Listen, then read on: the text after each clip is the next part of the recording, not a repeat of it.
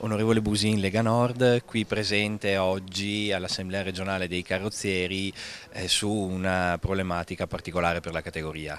Sì, direi un articolo che, se viene confermato così come è stato proposto nella prima stesura, vorrei dire, devastante per la categoria.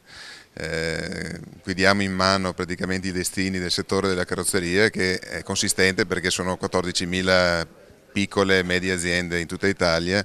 Diamo in mano questo settore a un settore predominante, che è quello delle assicurazioni, che farà i suoi interessi, e probabilmente, se la legge passa così come è stata proposta, vedremo un settore completamente stravolto nei prossimi 5 anni.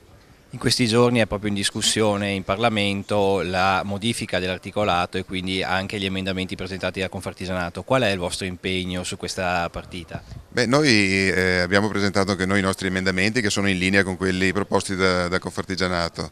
Secondo noi l'ideale sarebbe quello di sopprimere almeno i 2 punti, quello del risarcimento in forma specifica della cessione del credito, perché sono i 2 punti effettivamente più penalizzanti per il settore.